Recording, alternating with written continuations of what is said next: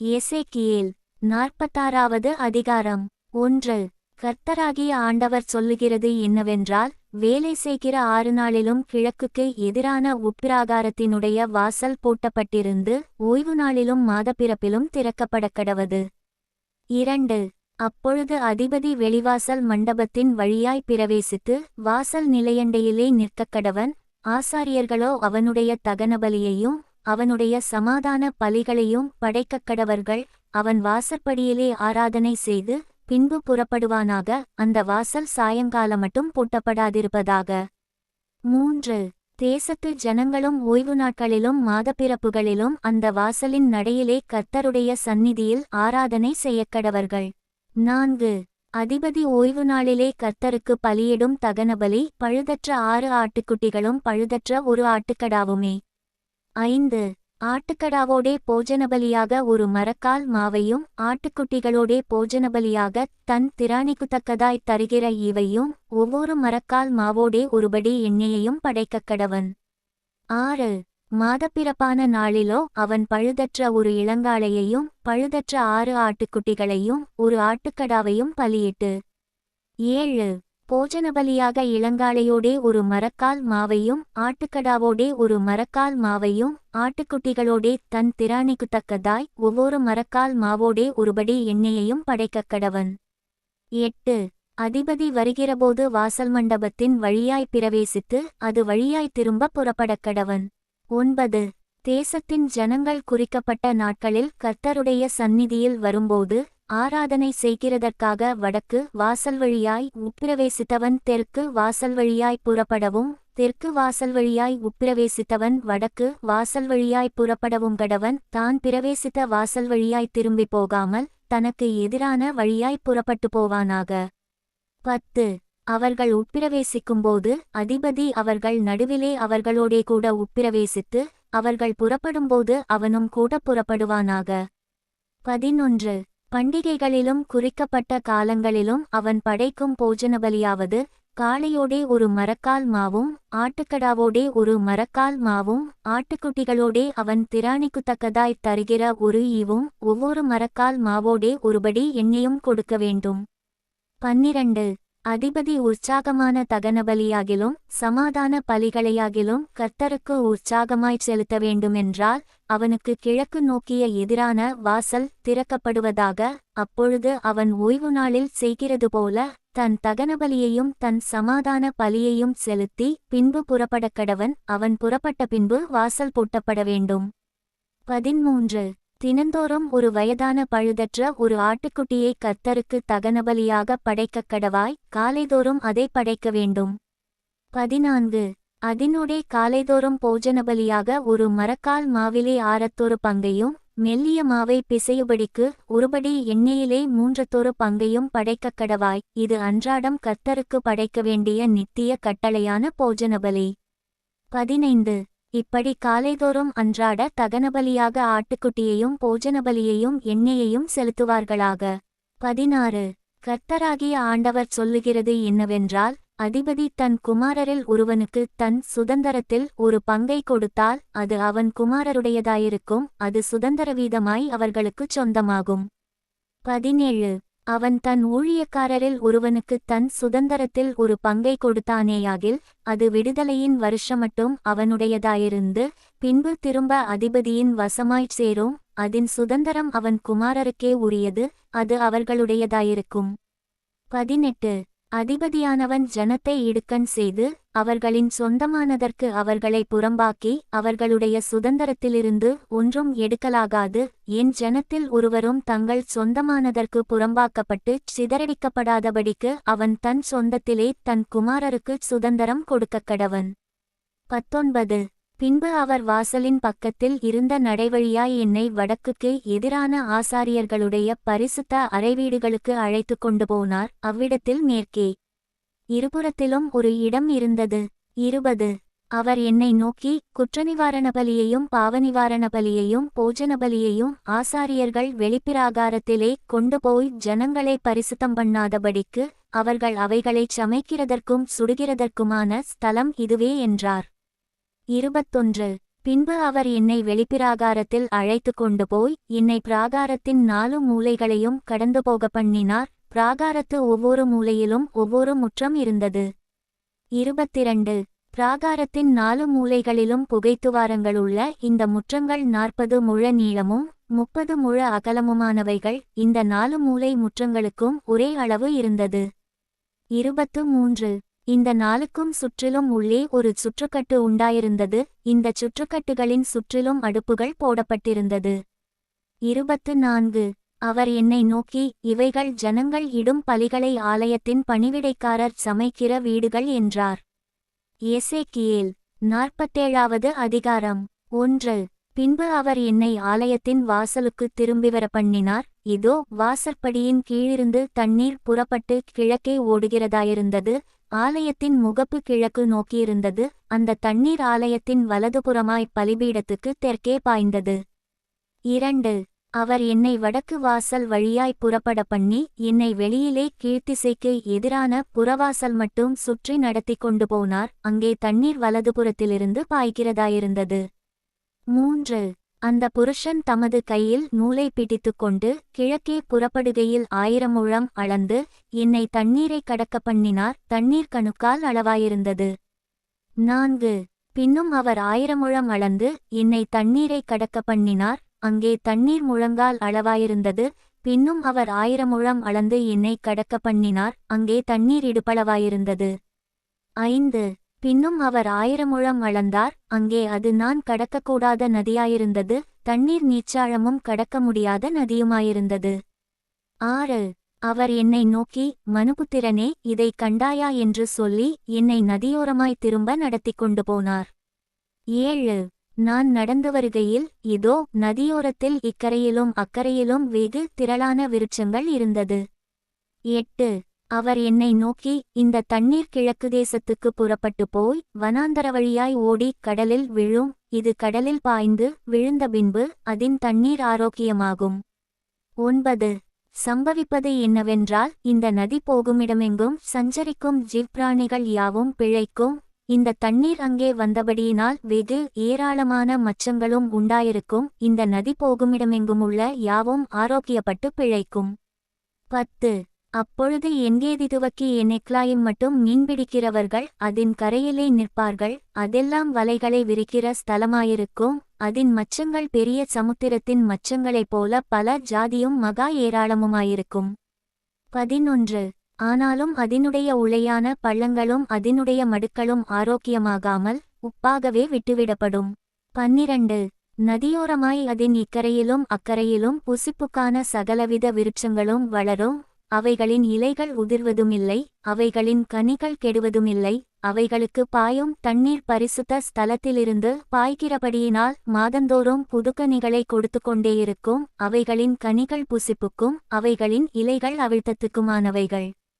13 கர்த்தராகிய ஆண்டவர் சொல்லுகிறது என்னவென்றால், நீங்கள் இஸ்ரவேலின் 12 கோத்திரங்களுடைய இலக்கத்தின்படியே தேசத்தை சுதந்தரித்துக்கொண்டு குறிக்க வேண்டிய எல்லையாவது யோசேப்புக்கு 2 பங்கு உண்டு. 14 சகோதரனோடே சகோதரனுக்குச் சரிபங்கு உண்டாக அதை சுதந்தரித்துக்கொள்ளக் கடவீர்கள். அதை உங்கள் பிதாக்களுக்கு கொடுப்பேன் என்று நான் ஆணையிட்டு கொடுத்தேன். ஆகையால் உங்களுக்கு இந்த தேசம் சுதந்தரமாக கிடைக்கும். 15 தேசத்தின் எல்லையாவது வடபுறம் பெரிய சமுத்திரந்துவக்கி சேத்தாத்துக்கு போகிற எத்லோன் வழியாயிருக்கிற. 16 ஆமாத்தும் பேரொத்தாவும் தமஸ்குவின் எல்லைக்கும் ஆமாத்தின் எல்லைக்கும் நடுவான சிப்ராயிமும் ஆப்ரானின் எல்லையோடே சேர்ந்த ஆச்சார் அத்தீகோனுமானது. 17 அப்படியே சமுத்திரத்திலிருந்து போகிற எல்லை ஆச்சாரேனானும் தமஸ்குவின் எல்லையும் வடமூலையான வடக்கும் ஆமாத்தின் எல்லையுமானது. இது வடபுறம். 18 கீழ்ப்புறத்தை ஆப்ரானுக்கும் தமஸ்குவுக்கும் நடுவாகவும் கீலேயாத்துக்கும் யோர்தானின் ஓரமான இஸ்ரவேல் தேசத்துக்கும் நடுவாகவும் கீழ்க்கடல் மட்டும் இருக்கும் எல்லையாய் அளப்பீர்களாக. இது கீழ்ப்புறம். 19 தென்மூலையான தென்புறம் தாமார் துவக்கி காதேசிலுள்ள சண்டைமூட்டுதலின் தண்ணீர்கள் மட்டாகவும் ஆறுமட்டாகவும் பெரிய சமுத்திரமட்டாகவும் இருப்பது. இது தென்மூலையான தென்புறம். 20 மேற்புறம் அந்த எல்லை துவக்கி ஆமாத்துக்கு எதிராக வந்து சேருமட்டும் இருக்கிற பெரிய சமுத்திரமே. இது மேற்புறம். 21 இந்த தேசத்தை நீங்கள் இஸ்ரவேல் கோத்திரங்களின்படியே உங்களுக்குள்ளே பங்கிட்டுக் கொள்வீர்களாக.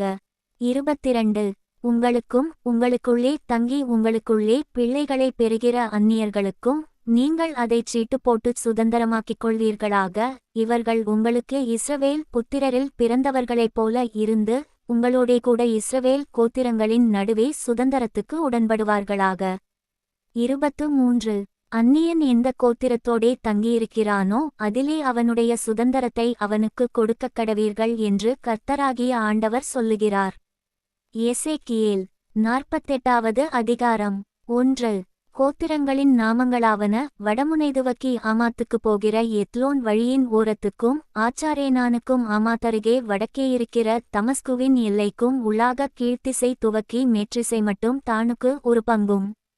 2 தானின் எல்லையருகே கீழ்த்திசை துவக்கி மேற்றிசை மட்டும் ஆசேருக்கு ஒரு பங்கும். 3 ஆசேரின் எல்லையருகே கீழ்த்திசை துவக்கி மேற்றிசை மட்டும் நப்தலிக்கு ஒரு பங்கும்.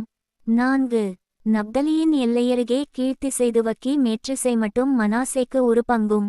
5 மனாசேயின் எல்லையருகே கீழ்த்திசை துவக்கி மேற்றிசை மட்டும் எப்பிராயீமுக்கு ஒரு பங்கும். 6 எப்பிராயீமின் எல்லையருகே கீழ்த்திசை துவக்கி மேற்றிசை மட்டும் ரூபனுக்கு ஒரு பங்கும். 7 ரூபனின் எல்லையருகே கீழ்த்திசை துவக்கி மேற்றிசை மட்டும் யூதாவுக்கு ஒரு பங்கும் உண்டாவதாக. 8 யூதாவின் எல்லையருகே கீழ்த்திசை துவக்கி மேற்றிசை மட்டும் நீங்கள் அற்பிதமாக்க வேண்டிய பங்கு இருக்கும். அது 25,000 கோல் அகலமும் கீழ்த்திசை துவக்கி மேற்றிசை மட்டும் இருக்கிற பங்குகளில் ஒவ்வொன்றுக்கும் சரியான நீளமுமாம் பரிசுத்த ஸ்தலம் அதன் நடுவிலே இருப்பதாக. 9 இதிலே கர்த்தருக்கு நீங்கள் அற்பிதமாக்க வேண்டிய பங்கு 25,000 கோல் நீளமும் 10,000 கோல் அகலமுமாயிருப்பதாக. 10 வடக்கே 25,000 கோல் நீளமும் மேற்கே 10,000 கோல் அகலமும் கிழக்கே 10,000 கோல் அகலமும் தெற்கே 25,000 கோல் நீளமுமாகிய இந்த பரிசுத்த அற்பித நிலமானது ஆசாரியருடையதாயிருக்கும். கர்த்தருடைய பரிசுத்த ஸ்தலம் அதன் நடுவிலே இருப்பதாக. 11 இஸ்ரவேல் புத்திரர் வழிதப்பிப் போகையில் லேவியர் வழிதப்பிப் போனது போல வழிதப்பிப் போகாமல் என் காவலை காத்துக்கொண்ட சாதோக்கின் புத்திரராகிய பரிசுத்தமாக்கப்பட்ட ஆசாரியர்களுக்கு அது உரியதாகும். 12 அப்படியே தேசத்தில் அற்பிதமாக்கப்படுகிறதிலே மகா பரிசுத்தமான பங்கு அவர்களுக்கு லேவியருடைய எல்லையருகே இருப்பதாக. 13 ஆசாரியரின் எல்லைக்கு எதிராக லேவியர் அடையும் பங்கு 25,000 கோல் நீளமும் 10,000 கோல் அகலமுமாயிருக்க வேண்டும். நீளம் 25,000 கோலும் அகலம் 10,000 கோலுமாயிருப்பதாக. 14 அவர்கள் அதில் ஒன்றையும் விற்கவும் தேசத்தின் முதல் விளைவை மாற்றவும் மற்றவர்களுக்கு கொடுக்கவும் தகாது. அது கர்த்தருக்கு பரிசுத்தமானது. 15 25,000 கோலுக்கு எதிராக அகலத்தில் மீதியாயிருக்கும் 5,000 கோலோவென்றால் பரிசுத்தமாயிராமல் குடியேறும் நகரத்துக்கும் வெளிநிலங்களுக்கும் விடவேண்டும். நகரம் அதன் நடுவில் இருப்பதாக. 16 அதன் அளவுகளாவன வடபுறம் 4,500 கோலும் தென்புறம் 4,500 கோலும் கீழ்ப்புறம் 4,500 கோலும் மேற்புறம் 4,500 கோலுமாம். 17 நகரத்தின் வெளிநிலங்கள் வடக்கே 250 கோலும் தெற்கே 250 கோலும் கிழக்கே 250 கோலும் மேற்கே 250 கோலுமாயிருப்பதாக. 18 பரிசுத்த அற்பித நிலத்துக்கு எதிராக நீளத்தில் மீதியானது கிழக்கே 10,000 கோலும் மேற்கே 10,000 கோலுமாம். அது பரிசுத்த அற்பித நிலத்துக்கு எதிராயிருக்கும். அதன் வருமானம் நகரத்திற்காக ஊழியஞ்செய்கிறவர்களுக்கு ஆகாரமாயிருப்பதாக. 19 இஸ்ரவேலின் சகல கோத்திரங்களிலுமிருந்து குறிக்கப்பட்ட சிலர் நகரத்திற்காக பணிவிடை செய்வார்கள். 20 அற்பித நிலமனைத்தும் 25,000 கோல் நீளமும் 25,000 கோல் அகலமுமாய் இருக்கக்கடவது. பட்டணத்தின் காணி உட்பட இந்த பரிசுத்த அற்பித நிலம் சதுரமாய் இருக்க வேண்டும். 21 பரிசுத்த அற்பித நிலத்துக்கும் நகரத்தின் காணிக்கும் இந்த புறத்திலும் அந்த புறத்திலும் அற்பித நிலத்தினுடைய 25,000 கோலின் முன்பாக கிழக்கு எல்லை மட்டுக்கும் மேற்கிலே 25,000 கோலின் முன்பாக மேற்கு எல்லை மட்டுக்கும் மீதியாயிருப்பது அதிபதியினுடையது. பங்குகளுக்கு எதிரான அது அதிபதியினுடையதாயிருப்பதாக. அதற்கு நடுவாக பரிசுத்த அற்பித நிலமும் ஆலயத்தின் பரிசுத்த ஸ்தலமும் இருக்கும். 22 அதிபதியினுடையதற்கு நடுவேயிருக்கும் லேவியரின் காணிதுவக்கியும் நகரத்தின் காணிதுவக்கியும் யூதாவின் எல்லைக்கும் பென்யமீனின் எல்லைக்கும் நடுவேயிருக்கிறது அதிபதியினுடையது. 23 மற்ற கோத்திரங்களுக்கு உண்டாகும் பங்குகளாவன, கீழ்த்திசை துவக்கி மேற்றிசை மட்டும் பென்யமீனுக்கு ஒரு பங்கும். 24 பென்யமீன் எல்லையருகே கீழ்த்திசை துவக்கி மேற்றிசை மட்டும் சிமியோனுக்கு ஒரு பங்கும். 25 சிமியோனின் எல்லையருகே கீழ்த்திசை துவக்கி மேற்றிசை மட்டும் இசக்காருக்கு ஒரு பங்கும். 26 இசக்காரின் எல்லையருகே கீழ்த்திசை துவக்கி மேற்றிசை மட்டும் செப்புலோனுக்கு ஒரு பங்கும். 27 செப்புலோனின் எல்லையருகே கீழ்த்திசை துவக்கி மேற்றிசை மட்டும் காத்துக்கு ஒரு பங்கும் உண்டாயிருப்பதாக. 28 காத்தின் எல்லையருகே தென்மூலையாகிய தெற்கு எல்லை தாமார் துவக்கி காதேசிலுள்ள சண்டைமூட்டுதலின் தண்ணீர்கள் மட்டாகவும் பெரிய சமுத்திரமட்டாகவும் போகும். 29 சுதந்தரிக்கும்படி இதுவே நீங்கள் இஸ்ரவேல் கோத்திரங்களுக்குச் சீட்டு போட்டு பங்கிடும் தேசம், இவைகளே அவர்களின் பங்குகள் என்று கர்த்தராகிய ஆண்டவர் சொல்லுகிறார். 30 நகரத்தினின்று புறப்படும் வழிகளாவன, வடபுறத்திலே 4500 கோலாகிய அளவுண்டாயிருக்கும். 31 நகரத்தின் வாசல்கள் இஸ்ரவேல் கோத்திரங்களுடைய நாமங்களின்படியே பெயர் பெறக்கடவது.